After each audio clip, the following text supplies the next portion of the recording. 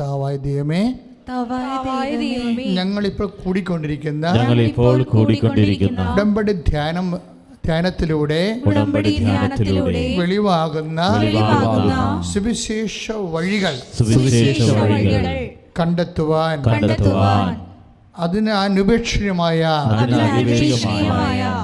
ദൈവവചനങ്ങൾക്ക് ഗ്രഹിക്കാൻ പ്രത്യേക അഭിഷേകം ലഭിക്കാൻ ഞങ്ങളുടെ ഹൃദയത്തെയും അതിരത്തെയും ചിന്തകളെയും വിചാരധാരകളെയും അങ്ങ് പൂർണ്ണമായി ഈ ആരാധനാ നിമിഷം ഏറ്റെടുക്കണമേ എന്ന് പ്രാർത്ഥിക്കുന്നു.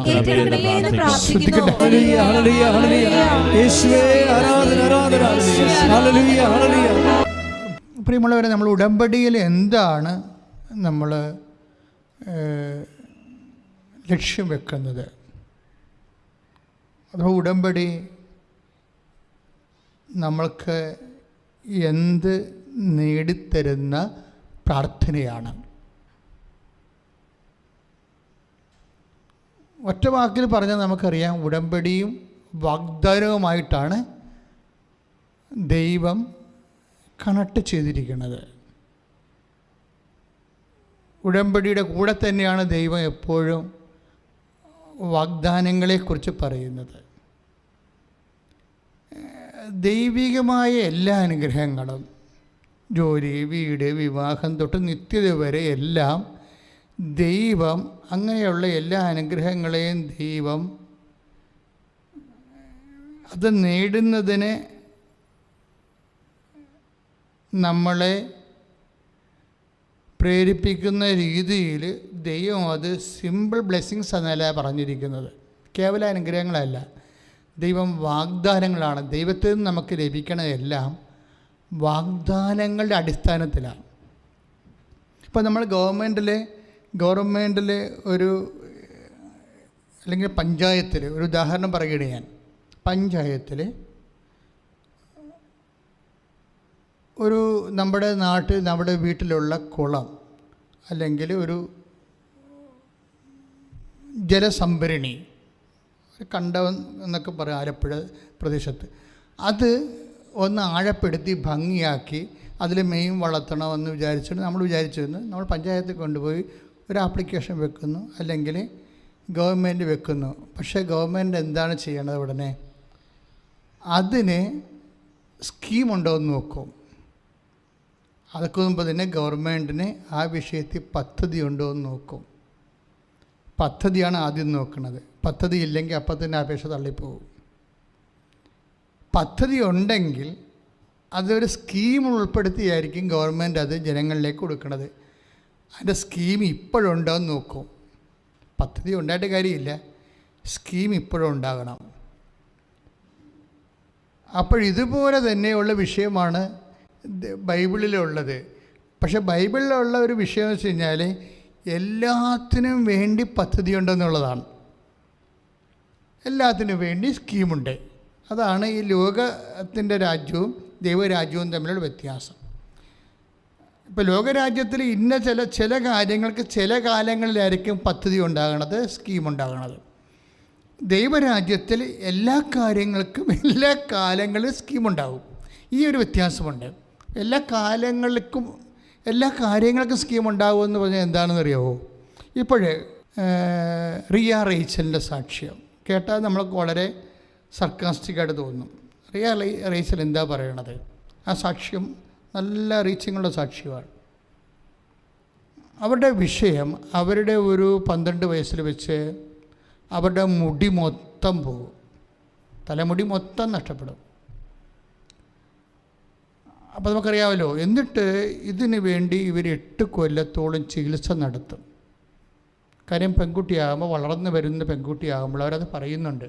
വളർന്നു വരുന്ന ഒരു പെൺകുട്ടിക്ക് തലമുടി നഷ്ടപ്പെട്ടാൽ ഉണ്ടാകുന്ന വിഷമങ്ങളെക്കുറിച്ച് ചിന്തിക്കാൻ പറ്റാത്ത മാനസിക പീഡ അവർ അനുഭവിക്കുകയാണ്. എല്ലാ മേഖലകളിലും അത് പ്രശ്നമാകും. അവരുടെ പ്രൊഫഷനെ ബാധിക്കും, വിവാഹത്തെ ബാധിക്കും, കുറേ പ്രശ്നങ്ങളാണ്. അല്ലാതെ നമ്മളൊരു തലമുടി കൊഴിഞ്ഞു പോകുന്ന പ്രശ്നം അല്ലത്. അത് മുന്നോട്ട് ചെല്ലും തോറും ഉത്കണ്ഠകളുടെ പെരുക്കമാണ് വരണത്. എന്താ വരണത്? അത് അവരുടെ പ്രൊഫഷനെ ബാധിക്കും തീർച്ചയായിട്ടും. പിന്നീട് അവരുടെ വിവാഹത്തെ ബാധിക്കും. ഇങ്ങനെ കുറേ വിഷയങ്ങളാണ് അവർ അഭിമുഖീകരിക്കുന്നത്. അതുകൊണ്ട് അവർ 8 കൊല്ലമാണ് ഈ റിയ റേച്ചൽ ചികിത്സ നടത്തുന്നത്. അപ്പോൾ ദാറ്റ് മീൻസ് 8 കൊല്ലം എന്ന് പറയുമ്പോൾ ഒരുമാതിരിപ്പെട്ട ലഭ്യമായിട്ടുള്ള എല്ലാവിധ ചികിത്സകളും അവരത് നടത്തുകയാണ്. പക്ഷെ അതിന് വലിയ ഫലമില്ലെന്ന് പറഞ്ഞത് നമ്മളുടെ ഒരു പാർശ്വമായിട്ട് കഷണ്ടിയായി പോകുന്ന അവസ്ഥയല്ല. ഇവർ ഫുൾ ബ്ലാഡഡാണ്, അതായത് മുഴുവൻ കഷണ്ടിയായി പോവുകയാണ്. മുഴുവൻ കഷണ്ടിയായി പോകുമ്പോൾ ഇപ്പോൾ ക്യാൻസർ രോഗികളൊക്കെ ആണെങ്കിൽ അവർ കഷണ്ടിയായി കീമോ ഒക്കെ എടുക്കുമ്പോൾ കഷണ്ടിയായി പോയാലും ഒരു ടൈം കഴിയുമ്പോൾ അത് തിരിച്ചു വരും, ആ മുടികൾ തിരിച്ചു വരും. അങ്ങനെ ബാൾഡായി പോണതല്ല, ഇത് ഒരു ഡിസീസാണ്. ആ ഡിസീസിൻ്റെ പേര് സാക്ഷ്യത്തിൽ പറയുന്നുണ്ട്, അലോപേഷ്യ ഓട്ടോ ഇമ്മ്യൂൺ ഡിസീസ് എന്നാണ്. അതെന്ന് വെച്ച് കഴിഞ്ഞാൽ അലോപേഷ്യ ഏരിയറ്റ ഓട്ടോ ഇമ്മ്യൂണിയൻ ഡിസീസ് എന്നാണ് അവർ പറയണത്. എന്ന് വെച്ചാൽ അതിൻ്റെ വിഷയം ഇത്രയേ ഉള്ളൂ, കോശങ്ങളെ കൺസ്യൂം ചെയ്യും. അതാണല്ല ഓട്ടോ ഇമ്മ്യൂണിയൻ എന്ന് പറയണത്. അതായത് കോശങ്ങളെ കൺസ്യൂം ചെയ്യും, തിന്നുകളയും. പിന്നെ ഒരിക്കലും രക്ഷപ്പെടത്തില്ല. ഇതിന് മരുന്നുമില്ല. ഈ ഒരു സ്ഥാനം അങ്ങനെ 8 കൊല്ലം മരുന്ന് കഴിച്ചു കഴിഞ്ഞിട്ട് ഇവർക്ക് കാര്യങ്ങൾ മനസ്സിലായി. എവിടെ ചെന്നാലും വൈദ്യശാസ്ത്രം നൽകുന്ന വൈദ്യശാസ്ത്രത്തിൻ്റെ ഒരു നിസ്സഹായ അവസ്ഥ ഉണ്ട് ഇവിടെ. കാര്യം ഇത് കോശങ്ങളെ കഴിക്കുന്ന അലോപേഷ്യ ഏരിയറ്റ രോഗമാണ്, ഓട്ടോ ഇമ്മ്യൂണിയനാണ്, കോശങ്ങൾ കഴിക്കുന്നതാണ്. നമുക്ക് നിലവിൽ അതിന് മരുന്നില്ല എന്ന് പറയും. അപ്പോഴെന്ത് ചെയ്യും ഇവർ? ഇത്രയും നാൾ കാശ് കുറേ മുടക്കി കാണുമല്ല, ഒരു പക്ഷേ ആയിരക്കണക്കിന് രൂപ മുടക്കി കാണും. 8 ലക്ഷം 8 വർഷം എടുത്തില്ലേ? അപ്പോൾ ഈ കേസ് ഹിസ്റ്ററി നിങ്ങൾ ശ്രദ്ധിക്കണം. ഈശോയുടെ അമ്മയുടെ നടക്കുന്നതുകൊണ്ടാണ് ഞാൻ ഈശോയുടെ അമ്മയുടെ മധ്യസ്ഥ ഈശോ ചെയ്ത കാര്യങ്ങളെക്കുറിച്ചാണ് നമ്മൾ ഡിസ്കസ് ചെയ്യണത്, അല്ല ഒരു കഥ കേൾക്കുകയല്ല. ഈ അൾത്താറയെ വെച്ച് എന്താണ് അമ്മ ജീവനോടെ പ്രത്യക്ഷപ്പെട്ട അൾത്താറയിൽ വെച്ച് അമ്മയുടെ മധ്യസ്ഥത്തിൽ പണ്ട് കാനായിൽ വെള്ളം വീഞ്ഞാക്കിയ വിഷയം പറയുകയല്ല. ഇന്ന് ഈശോ ഇപ്പം ഇവിടെ വെച്ച് എന്ത് ചെയ്തതെന്നാണ് ഞാൻ പറയണത്. ഇത് നിങ്ങളുടെ ജീവിതത്തിൽ എന്ത് സംഭവിക്കും? അച്ഛൻ നിങ്ങൾ ശ്രദ്ധിച്ചുകൊണ്ടിരുന്നാൽ മതി. എന്തുകൊണ്ടാണ് നിങ്ങളുടെ ജീവിതത്തിൽ ഇതുപോലെ അത്ഭുതങ്ങൾ സംഭവിക്കാത്തതെന്ന് ചോദിച്ചാൽ അതിന് പല കാരണങ്ങളുണ്ട്. ഞാൻ ആ കാരണങ്ങളെല്ലാം പറയും. ആ കാരണങ്ങളെല്ലാം നിങ്ങൾ ഈ ധ്യാനത്തിലൂടെ റെക്ടിഫൈ ചെയ്താൽ ഇതുപോലെ തന്നെ സെയിം എക്സ്പീരിയൻസ് നമുക്ക് ഏത് സമയത്തും ഉണ്ടാവും. അത്ഭുതങ്ങളൊന്നും അത്ര ഒരു അകലെയല്ല. ശരിക്കും കൃപാസനത്തിൻ്റെ ചാനൽ നിങ്ങൾ സബ്സ്ക്രൈബ് ചെയ്യുമ്പോൾ അറിയാൻ പറ്റും. എല്ലാ ദിവസവും സാക്ഷ്യങ്ങൾ പറയുന്നുണ്ട് ആൾക്കാരെ. ഞാൻ അതിലേക്ക് കടക്കുന്നില്ല. പക്ഷേ എന്താ ഞാൻ ഉദ്ദേശിച്ചതെന്ന് വെച്ച് കഴിഞ്ഞാൽ ഈ അലോപേഷ്യ ഏരിയറ്റ രോഗത്തിന് മെഡിസിൻ ഇല്ല. അത് കോശങ്ങളെ തിന്നുന്ന രോഗമാണ്. പക്ഷേ ഈ മെഡിസിൻ ഇല്ല എന്നുള്ളത് മനസ്സിലായി കഴിഞ്ഞപ്പോഴേ ഇവരുടെ അമ്മ, ഈ റിയ റേച്ചലിൻ്റെ അമ്മയാണ് ഉടമ്പടി എടുക്കുന്നത്. അവർ ഉടമ്പടി എടുക്കുമ്പോൾ ഞാനിപ്പോഴും ഓർക്കുന്നുണ്ടേ അവർ പറയുന്ന സാക്ഷ്യം, അതായത് അവരാദ്യം ഈ 6 കാര്യങ്ങൾ നമുക്ക് എഴുതാമല്ലോ. അപ്പോൾ 6 കാര്യങ്ങളിൽ ആദ്യം എഴുതണത് എന്താണെന്ന് അറിയാമോ? എൻ്റെ മകളുടെ തലയിൽ 10 വർഷമായിട്ട്, അതായത് 8 വർഷം മരുന്ന് ഉപയോഗിച്ചു, 2 വർഷം ഒരു മരുന്ന് ഉപയോഗിച്ചിട്ടെന്ന് അവർ പറയുന്നുണ്ട്. മാത്രമല്ല ഈ 8 വർഷം ഈ 10 വർഷത്തോളം കാലം അവർ വേറെ വിഗ് വാങ്ങിച്ച് വെച്ച് നടക്കുകയാണ്. അതാണ് 8 വർഷം അല്ലെങ്കിൽ 10 വർഷം മുഴുവനും ഈ റിയ ഒരു വിഗ്ഗും വെച്ചാണ് നടക്കുന്നത്. അപ്പോൾ അത് ഇനി ഭാവിയിൽ ഡയറക്റ്റ് വിവാഹത്തിലൊക്കെ ചെല്ലുമ്പോഴൊക്കെ പ്രോബ്ലം ഉള്ളത് കൊണ്ടും പ്രൊഫഷൻ്റെ ജോലി പ്രശ്നങ്ങളൊക്കെ ഉള്ള കാരണം അവളുടെ അമ്മ ഇവിടെ ഉടമ്പടി എടുക്കുമ്പോൾ ആദ്യം വെക്കുന്ന കാര്യം എന്താണ്? എൻ്റെ മകളുടെ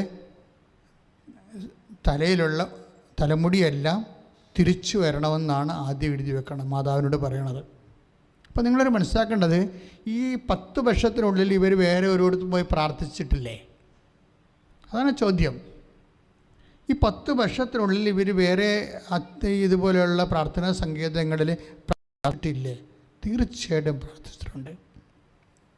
അവർക്ക് ലഭ്യമായ എല്ലാ പ്രാർത്ഥനാ രീതികളും അവർ ഉപയോഗിച്ചിട്ടുണ്ട്. വൈദ്യശാസ്ത്രം മാത്രമല്ല, അതിൻ്റെ ഇരട്ടി പ്രാർത്ഥിച്ചിട്ടുണ്ട്. അവർ പ്രാർത്ഥിച്ച വിഷയങ്ങളെ, പ്രാർത്ഥിച്ച ഇടങ്ങളെക്കുറിച്ച് സംസാരിക്കുന്നത്. എങ്ങനെ ഉടമ്പടി മറ്റ് പ്രാർത്ഥനാ രീതികളിൽ നിന്ന് ഡിഫർ ചെയ്തിരിക്കുന്നുവെന്ന് നമ്മൾ മനസ്സിലാക്കണം. എന്താണ് ഉടമ്പടിക്കുള്ള പ്രത്യേകത? ഈ ഉടമ്പടിയിൽ ഇത് വെക്കുകയും 90 ദിവസം, ഉടമ്പടിയുടെ ഡേറ്റ് എന്ന് പറഞ്ഞാൽ ആദ്യ ഘട്ടം എന്ന് പറയുന്നത് 90ആണ്.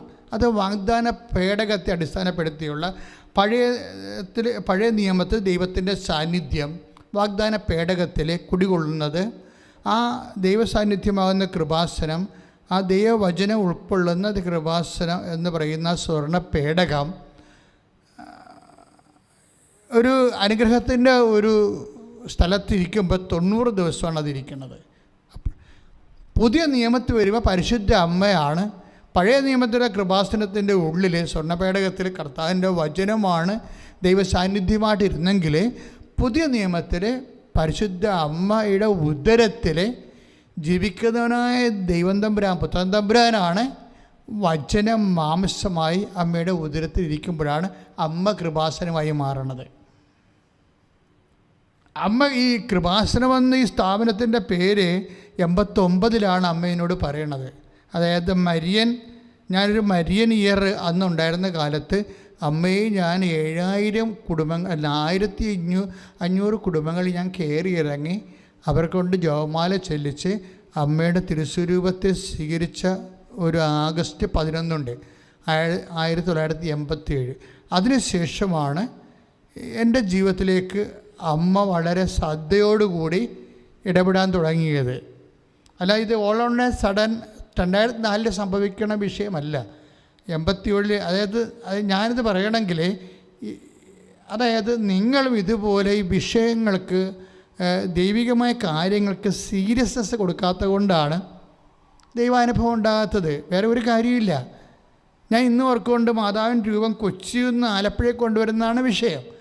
അതിൽ ഇതുപോലെ എല്ലാ ഇടവക അംഗങ്ങളെയും മെഴുകുതിരിയും കത്തിച്ച് പുറത്തിറക്കി ആയിരങ്ങളെ കൊണ്ട് ജപമാല ചെല്ലിച്ച് അമ്മയെ സ്വീകരിക്കുമ്പോൾ, രാത്രി മുഴുവൻ പള്ളിയിൽ സ്വീകരിച്ചിട്ട് അവിടെ ഉണർന്നിരുന്ന് പ്രാർത്ഥിക്കുമ്പോൾ ആ പല ഇടവകകളിലൂടെയാണ് അമ്മ കടന്നു പോകുന്നത്. അപ്പം അമ്മയ്ക്കറിയാം ഏതെല്ലാം ഇടവകയിലൂടെ കടന്നു പോകുന്നുണ്ട്, എന്തൊക്കെയാണ് അവിടെയൊക്കെ സംഭവിച്ചതെന്ന്. ചില ആൾക്കാർ രാഷ്ട്രീയ പതാകയ്ക്ക് സ്വീകരണം കൊടുക്കണം, ഒരു മാലയെ വിട്ട്, ഒരു കൈക്കാരന് ഒരു അച്ഛനൊക്കെ ഇട്ട് ഒരു മാലയൊക്കെ ഇട്ട് അമ്മയെ പറഞ്ഞു വിടും. ഇത് എന്താ സംഭവം എന്ന് വെച്ച് കഴിഞ്ഞാൽ, നമ്മൾ ദൈവത്തിന് എന്ത് പ്രാധാന്യം കൊടുക്കുന്നു, അതാണ് വിഷയം. അല്ല, ഇതൊക്കെ ഒരു ആചാര അനുഷ്ഠാന വട്ടമായിട്ട് നമ്മൾ ചെയ്തു പോയാൽ അങ്ങനെ ചെയ്ത് നമ്മൾ മരിച്ചു പോകും. പക്ഷെ ഓരോ വിഷയവും എൻ്റെ ദൈവത്തെ മഹത്വപ്പെടുത്താൻ വേണ്ടി പരിശുദ്ധാത്മാവ് നമുക്കൊരു ഇൻറ്റ്യൂഷൻ തരണം. അതായത് പ്രെയർ സീരിയസ് ആയിട്ട് എടുക്കുന്ന ആൾക്കാർക്ക് ഇൻറ്റ്യൂഷൻ കിട്ടും. പ്രെയർ സീരിയസ് ആയിട്ട് എടുക്കുന്ന ചില ആൾക്കാർക്ക് വളരെ വൈകാരികമായിട്ട് എടുക്കാം. ഈ ദിവസങ്ങളിൽ തന്നെ ഈ റിയാറച്ചൻ്റെ സാക്ഷ്യത്തിൻ്റെ കൂടെ ഉള്ളൊരു സാക്ഷ്യം, അതുപോലെ രസകരമായൊരു സാക്ഷ്യമുള്ളത് ഷേർലി വട്ടിയൂർക്കാവാണ്, ട്രിവാൻഡ്രത്തെ ഷേർലിയുടെ സാക്ഷ്യം. ഷേർലിയുടെ സാക്ഷ്യം എന്ന് വെച്ചാൽ ഒരു മകന് ഇൻ്റർവ്യൂവിന് പരാജയപ്പെട്ട് കഴിഞ്ഞപ്പോൾ എന്താ ചെയ്തത്? എൻ്റെ ഫോറിൻ യൂണിവേഴ്സിറ്റിയുമായിട്ടുള്ള ഇൻ്റർവ്യൂ ആണ്, UK ഇൻ്റർവ്യൂ ആണ്. അവൻ +2 ആണ്. പക്ഷേ ആ ഫോൺ ഇൻ്റർവ്യൂവിൽ അവൻ പരാജയപ്പെട്ടപ്പോൾ അവൻ പറഞ്ഞ് അവന് ടെൻഷനായി, പെട്ടെന്ന് ടെൻഷൻ കയറുന്ന ആളാണ്. അപ്പോൾ ഇങ്ങനെ പരാജയപ്പെട്ട പിന്നെ അവനെ തിരിഞ്ഞു നോക്കത്തില്ല. അപ്പോഴെന്താ അവർ ചെയ്യണത്? അവരെന്താ ചെയ്തതെന്ന് വെച്ച് കഴിഞ്ഞാൽ, അവനോട് പറഞ്ഞ മകനെ, നീ അടുത്ത ഇൻ്റർവ്യൂവിന് പങ്കെടുക്കും, നിനക്ക് അമ്മ അത് തരും. ഈ ചില അമ്മമാർക്കുണ്ടാകുന്ന ഒരു വിശ്വാസമുണ്ട്, അതായത് ഇവൻ തകർന്നു പോയി, ഇവൻ്റെ ആ ടൈപ്പ് അങ്ങനെയാണ്. പക്ഷേ ഷേർലി പറയും, അടുത്ത ഇൻ്റർവ്യൂവിന് നീ പങ്കെടുക്കും, അമ്മ നിനക്കത് തരും. എന്നിട്ട് ഇവർ പറയണ ഒരു സാക്ഷ്യമുണ്ട്. ഞാനൊരു കാശ്രവൻ കൃപാസനത്തിൽ വന്ന് അച്ഛനോട് വെഞ്ചരിച്ചുകൊണ്ട് പോയിട്ട്, ഞാൻ ഇൻ്റർവ്യൂവിന് പോകുന്ന സമയത്ത് അവൻ്റെ കാശ്രവം അവൻ്റെ പോക്കലിട്ട് കൊടുത്തത്. പോക്കറ്റിലിട്ടല്ല പ്രശ്നം, പോക്കറ്റിലിട്ടിട്ട് ആ കാശ്രവത്തിൽ അമ്മയുടെ മുഖം അവൻ്റെ ഹൃദയത്തിലേക്ക് തിരിച്ചാണ് ഞാൻ ഇട്ടിരിക്കുന്നത്. ഒരാൾ ഒരു വിഷയം ചെയ്യേണ്ട രീതി കണ്ടില്ലേ? ഒരു കാശുരൂപമുണ്ട്, നീ ഇതുകൊണ്ട് പ്രാർത്ഥിക്കുക, അങ്ങനെയല്ല പറയണത്. അവർ പറയണത് ആ കാശുരൂപം കൊണ്ടുപോയിട്ട് അവൻ്റെ പോക്കറ്റ് ഇട്ടിട്ട് അത് മാതാവിൻ്റെ മുഖം അവൻ്റെ ഹൃദയത്തിലേക്ക് തിരിച്ചാണ് ഇരിക്കണമെന്ന് നോക്കിയിട്ട് അങ്ങനെ ഒരു പ്ലേസ് എന്നാണ് പറയണത്. ഇതെന്ന് പറയുന്നത് ഒരാളിന് ദൈവവുമായിട്ടുണ്ടാകുന്ന വൈകാരികമായ ഒരു ബന്ധമാണ്. വിശ്വാസമെന്ന് പറയുമ്പോൾ എപ്പോഴും എൻ്റെ മക്കൾ ശ്രദ്ധിക്കണം. വിശ്വാസം ഒരിക്കലും കേവല വിശ്വാസമായിട്ട് നിൽക്കത്തില്ല, വർക്കൗട്ട് ചെയ്യത്തില്ല. ഈ കേവല വിശ്വാസത്തിൻ്റെ കൂടെ ദൈവസ്നേഹമുണ്ടാകും, പ്രത്യാശ ഉണ്ടാകും. അപ്പോൾ ഇതെല്ലാം ഇങ്ങനെയാണ് നമ്മൾ വാഗ്ദാനം പ്രാപിക്കണത്. അപ്പോൾ അതിൻ്റെ എങ്ങനെയാണ് വാഗ്ദാനം പ്രാപിക്കണതെന്ന് ഞാൻ പറയുകയാണ്. ഇപ്പോൾ ആദ്യത്തേത്, ഇപ്പോൾ റിയ റേച്ചലിൻ്റെ വിഷയം എന്താണ്? അവർ 90 ദിവസമായപ്പോൾ 10 വർഷത്തിന് ശേഷം ലോകത്തിലുള്ള മുഴുവൻ മരുന്നും എല്ലായിടങ്ങളിലും പ്രാർത്ഥനയ്ക്ക് ശേഷം ഉടമ്പടിയിൽ, അമ്മേ എൻ്റെ മകൾക്ക് തലമുടിയില്ല, അമ്മ തിരിച്ച് തലമുടി വെച്ച് കൊടുക്കണം, അതാണ് എൻ്റെ ആദ്യ ഉടമ്പടി എന്ന് പറയുമ്പോൾ 90 ദിവസമാണ് ഉടമ്പടിയുടെ ദിവസം. ആ 90-ാം പക്വമാകുമ്പോൾ മുട്ടി വളർന്ന് അങ്ങോട്ട് കയറും. നിങ്ങളാ സാക്ഷ്യം കേൾക്കണം. സാക്ഷ്യം ഇട്ട് കൊണ്ട് കിടപ്പുണ്ട്. എന്താ വിഷയം എന്ന് വെച്ച് കഴിഞ്ഞാൽ ഈ ഓട്ടോ ഇമ്മ്യൂണി ഡിസീസ് വെച്ചാൽ കോശങ്ങൾ കഴിക്കുന്നത് കാരണം ഒരു കാലത്തും മുടി വരത്തില്ല. അപ്പോൾ ആ വിഷയത്തിൽ എത്ര പെട്ടെന്നാണ് ഉടമ്പടിയിൽ അതിനൊരു തീരുമാനം ഉണ്ടാകുന്നത്. അപ്പോൾ അസാധ്യമെന്ന് തോന്നണ ആ വിഷയത്തിന് ഉടമ്പടി തീരുമാനം ഉണ്ടായെന്നല്ല അച്ഛൻ്റെ പ്രശ്നം. ഉടമ്പടി തീരുമാനം ഉണ്ടായ സാക്ഷ്യത്തിലുണ്ടല്ലോ. എൻ്റെ വിഷയം ഉടമ്പടിയിൽ അതെങ്ങനെയാണ് ദൈവത്തിൻ്റെ ഇടപെടൽ ഉണ്ടായത്. ദൈവത്തിൻ്റെ ഇടപെടൽ എങ്ങനെയാണ് ഉടമ്പടിയിൽ ഉണ്ടായത്, പെട്ടെന്നുണ്ടായത്. അതെന്ന് വെച്ച് കഴിഞ്ഞാൽ അതിൻ്റെ കാരണം ഇവരുടെ വിശ്വാസമാണ്. ഒന്ന് എന്നുവെച്ചാൽ റിയ റേച്ചലിൻ്റെ അമ്മ മാതാവിൻ്റെ മധ്യസ്ഥത്തിൽ കലർപ്പില്ലാതെ വിശ്വസിക്കുന്നു. എന്ന് വെച്ച് കഴിഞ്ഞാൽ ചില ആൾക്കാരെന്ന് വെച്ച് കഴിഞ്ഞാൽ മകൻ്റെ ജോലി, വീട് വെക്കണം, ലോൺ കിട്ടണം, മൂത്ത മകൾക്ക് പ്രൊമോഷൻ വേണം എന്നൊക്കെ പറഞ്ഞ് 5 എണ്ണം എഴുതിയതിന് ശേഷം 6ാമത്തത് ഒക്കട്ടെ കിട്ടിയ കുട്ടിയെന്നും പറഞ്ഞുകൊണ്ട് വേണേൽ എഴുതും. എൻ്റെ മകളുടെ തലയിൽ മുടിയില്ല, അത് നടക്കാത്ത കാര്യമാണ്, അത് ദൈവത്തിനും നടക്കത്തില്ല എന്ന് എനിക്കറിയാം എന്നൊക്കെ പറഞ്ഞുകൊണ്ടാണ് മനസ്സിലാണ് ഈ 6ാമത്തെ കാര്യമായിട്ട് എഴുതണത്. പലപ്പോഴും നമ്മൾ ശ്രദ്ധിച്ചാൽ മനസ്സിലാവും, ഉടമ്പടിയിൽ 6ാമത്തെ കാര്യം എഴുതുന്നത് നിങ്ങളുടെ വിശ്വാസം ഏത് ലെവലിലുള്ളതാണെന്ന് നമുക്കറിയാൻ പറ്റും. നമുക്കറിയാൻ പറ്റത്തില്ലെങ്കിലും മാതാവിനതറിയാൻ പറ്റും. എന്ന് വെച്ചാൽ അവസാനം 6ാമത്തായിട്ട് നീ എഴുതിയ എന്താണ്? 25 വർഷമായി എൻ്റെ ഭർത്താവിൻ്റെ കള്ളുകുടി മാറണേ. അതെന്താ 6ാമത്തായിട്ട് എഴുതിയത്? അതാണല്ല നീ ഇത്രയും നാൾ വിഷമിച്ച് ഭാരപ്പെട്ടിരിക്കണത്. ഇതെങ്ങനെയാണ് 6ാമത്തായിട്ട് വന്നത്? അപ്പം നിൻ്റെ മനസ്സ് തന്നെ പറയുന്നുണ്ട്, ഇത് ഞാൻ ചത്ത് മാത്രമേ ഇത് തീരത്തുള്ളൂ, ദൈവത്തിന് പോലും ഈ കുടി മാറ്റാൻ പറ്റത്തില്ല. അതാണ് ഈ 6ാമൻ്റെ പ്രശ്നം. അതായത് ഈ ഒരു ഒറ്റ 6ാമത് ഈ സാധനം വെച്ചിരിക്കണ കാരണം തന്നെ നിൻ്റെ മുഴുവൻ ഉടമ്പടി തള്ളിപ്പോകാൻ സാധ്യതയുണ്ട്. വളരെ ശ്രദ്ധിക്കേണ്ട കാര്യമാണ്. എന്താ വെച്ചാൽ നീ എന്താണ് ഈ 6ാമത് വെച്ചിരിക്കുന്നത്? 6ാമത്ത് വെച്ചിരിക്കാൻ കാരണം വെച്ച് കഴിഞ്ഞാൽ 6ാമത്തെ കാര്യം ചിലപ്പോൾ ഒത്ത കൊള്ളാം എന്നൊക്കെ പറഞ്ഞുകൊണ്ട് നടക്കത്തൊന്നുമില്ല. ദൈവത്തിന് പോലും ചെയ്യാൻ പറ്റത്തില്ല. ആ മനുഷ്യനിപ്പം 30 കൊല്ലമായി വെള്ളം അടിക്കണത്. കല്യാണ ദിവസം വരെ വെള്ളം അടിച്ചതാണ് ആ മനുഷ്യൻ. അപ്പോൾ അതെങ്ങനെ മാറാനാണ്? പിന്നെ മാതാവിന് ശക്തി ഉണ്ടെങ്കിൽ മാറട്ടെ. അപ്പോൾ ദൈവത്തിൻ്റെ ശക്തിയെയും പരിപാലനയെയും ചോദ്യം ചെയ്തുകൊണ്ടാണ് പലരും 6ാമത്തെ കാര്യം വെച്ചിരിക്കുന്നത്. പക്ഷേ ഈ 6ാമത്തെ കാര്യം ഇങ്ങനെ ദൈവത്തിൻ്റെ ശക്തിയെ ചോദ്യം ചെയ്ത് വെച്ചിരിക്കുന്ന കാരണം തന്നെ ഉള്ളതെല്ലാം തള്ളിപ്പോകാൻ സാധ്യതയുണ്ട്. അപ്പോൾ ഉടമ്പടി പുതുക്കാൻ വരുമ്പോൾ നിങ്ങൾ ശ്രദ്ധിക്കണം. ഉടമ്പടി പുതുക്കാൻ വരുമ്പോൾ നിങ്ങൾ ശ്രദ്ധിക്കണം. എന്താണ് കാര്യം? നമ്മളെ സംബന്ധിച്ചിടത്തോളം ഒരു മനുഷ്യനുമായിട്ടല്ല നമ്മൾ ഉടമ്പടി ചെയ്യണത്, ദൈവവുമായിട്ടാണ് ഉടമ്പടി ചെയ്യണത്. അപ്പോൾ റിയ റേച്ചലിൻ്റെ അമ്മയ്ക്ക് മനസ്സിലായി, പരിശുദ്ധ അമ്മയ്ക്ക് എൻ്റെ മകൾക്ക് എന്ത് ഓട്ടോ ഇമ്മ്യൂണി ഡിസാണെന്ന് പറഞ്ഞാലും ശരി, പരിശുദ്ധ അമ്മ വിചാരിച്ചാൽ എൻ്റെ മകൾക്ക് മുടി തിരിച്ചു വരുമെന്ന്. അത് 6ാമത്തെ കാര്യമല്ല, 1ാമത്തെ കാര്യമായിട്ടാണ് എഴുതിയിരിക്കുന്നത്. അതാണ് അവിടെ വിജയിക്കാൻ കാരണം.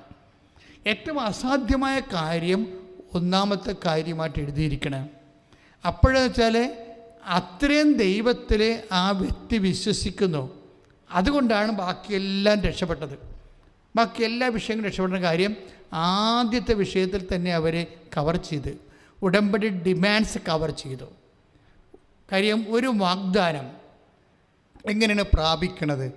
ദൈവം എന്തെല്ലാം കാര്യങ്ങൾക്ക് വേണ്ടി വാഗ്ദാനം തന്നിട്ടുണ്ട്. ഓൾമോസ്റ്റ് എവരിത്തിങ്ങിന് വാഗ്ദാനമുണ്ട്. ഇപ്പോൾ റിയ റേച്ചലിന് മുടി തിരിച്ചു വരാൻ കാര്യം എന്താണ്? മുടി അവൾക്ക് ആവശ്യമാണെന്ന് കർത്താവിനറിയാം. അവളുടെ പ്രൊഫഷൻ നോക്കുമ്പോൾ മുടി അവൾക്ക് ആവശ്യമാണെന്ന് കർത്താവിനറിയാം. അതിന് വേറെ ഒന്നും അറിയേണ്ട കാര്യമില്ല. മുടി അതാണ് ഈശോ പറയണത്. മത്തായി ശ്ലീഹയുടെ സുവിശേഷം 6:32 എഴുതിയിരിക്കണില്ലേ? മത്തായി ശ്ലീഹ 6:32 എന്താ പറയണത്?